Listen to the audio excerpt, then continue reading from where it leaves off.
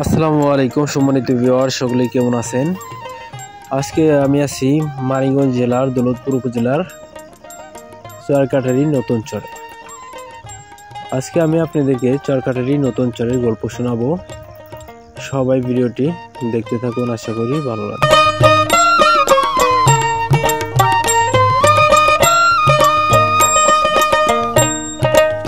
এখন দেখছেন যমুনা নদীর পাড়ের সৌন্দর্য।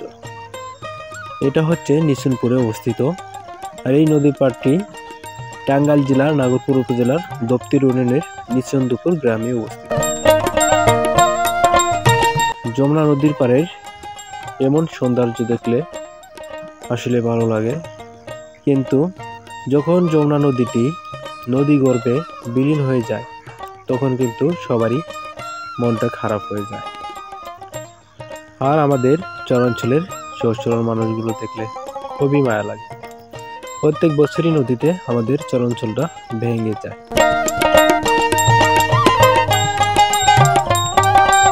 আমি আপনাদেরকে আজকে আমাদের এই যমুনার চরের সম্পূর্ণ ভিডিওটি ঘুরে ঘুরে দেখানো, সম্পূর্ণ যমুনা চরটি ঘুরে ঘুরে দেখানোর চেষ্টা করব। সবাই ভিডিওটি না টেনে দেখতে থাকুন, আশা করি ভালো লাগবে।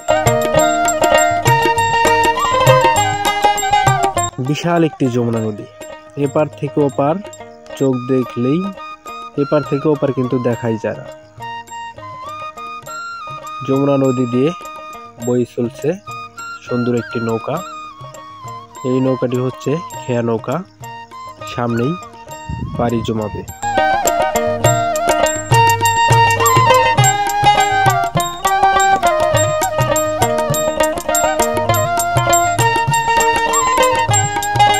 আর যমুনা নদীর পাড়টি কিন্তু বেড়িবাঁধ করা হয়েছে, যাতে নদী ভাঙনের হাত থেকে সবাই রক্ষা পায়।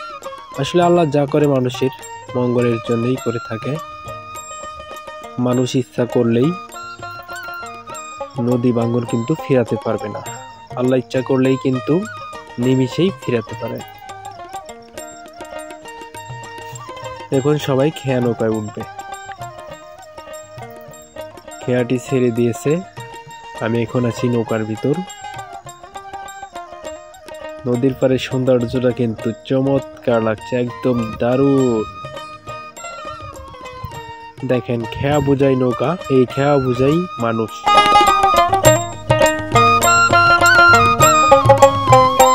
আর এই যমুনা নদীটি পার হইতে প্রায় 30 মিনিট সময় লাগে। সামনে আরও একটি নৌকা।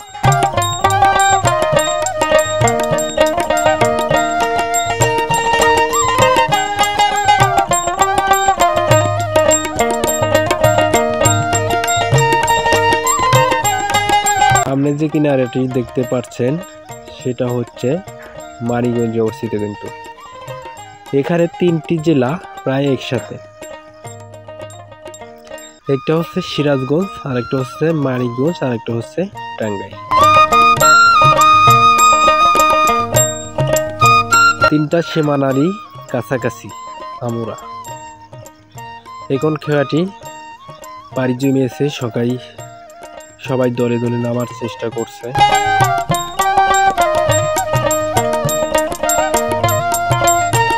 দেখেন নদীতে ভেঙে কি একটা অবস্থা করছে নদীর পাড়ের।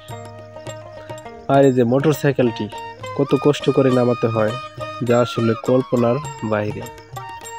খুবই কষ্টকর ব্যাপার।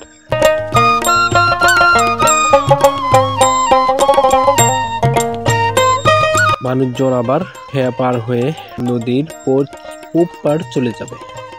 আমরা আছি নদীর পশ্চিম পাড়ে। আর এটি একটি প্রত্যন্ত দুর্গম চর। দেখতে পাচ্ছেন বালুময় চর, ধুধু বালুময় চর, একদম পাথার।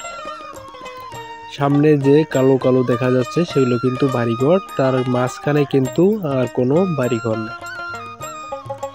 এমন একটি চরে আমরা বসবাস করি যেখানে একটা মানুষ অসুস্থ হয়ে পড়লে যাতায়াতে কিন্তু ব্যবস্থা খুবই খারাপ।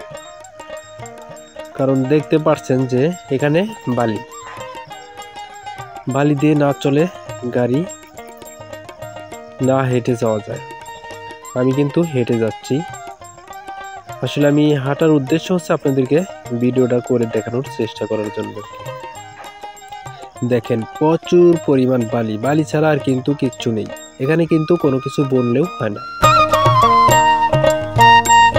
এখন মোটর সাইকেলে আছি। আসলে এত রাস্তা হাঁটাও সম্ভব না, কারণ ভিডিও করার জন্য আমি হেঁটে আপনাদেরকে একটু দেখানোর চেষ্টা করলাম। দেখতে পাচ্ছেন চরাঞ্চলে বাড়িঘরের অবস্থা।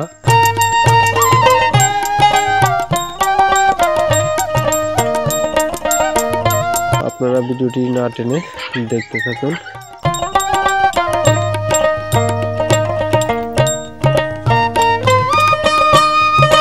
সামনে একটি মোটর সাইকেল আর আমরা পিছনে আছি। দেখেন এভাবে যাওয়াটা কিন্তু খুবই টাফ। আর এখান দিয়ে মূলত আর আমাদের অঞ্চলের পরিবহনের একমাত্র মাধ্যম হচ্ছে মোটর সাইকেল আর হচ্ছে ঘোড়ার গাড়ি। আমি এই ভিডিওতে ঘোড়ার গাড়ির দৃশ্যটি আসলে দেখাইনি, তো সামনেই দেখতে পাবেন আমাদের চরাঞ্চলের বাড়িঘর। আর এখানে একটা কথা বলে রাখি, আমাদের চরাঞ্চলে এটা কিন্তু প্রায় 2-3 বছর ধরে এই চরটা উঠছে। প্রায় 3 বছর বলতে 4 বছর ধরে আমরা এখানে আসছি। সামনে দেখতে পাচ্ছেন বাজার, তেমন গাছপালা হয় না, কারণ বালি আর বালিযুক্ত মাটিতে বা গাছপালা হওয়ার চান্স খুবই কম। তেমন একটি চরাঞ্চলে আমরা বসবাস করি। তারপরেও নিজের জন্মভূমি, ধুলোবালি সব কিছুই ভালো লাগে।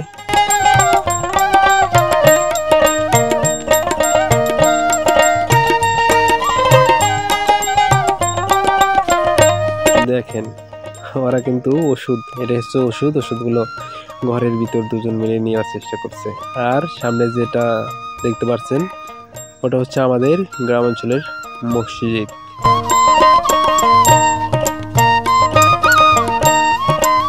দেখেন মসজিদের পিছন সাইড, আর এগুলো হচ্ছে বাড়ি। সামনে একটা পুকুর, আর এটা হচ্ছে কবরস্থান। তো আজকের মতো আমি এই পর্যন্ত শেষ করছি। সবাই ভালো থাকবেন, সুস্থ থাকবেন। আর যারা চ্যানেলটি সাবস্ক্রাইব করেননি সবাই চ্যানেলটি সাবস্ক্রাইব করে পাশে থাকবেন।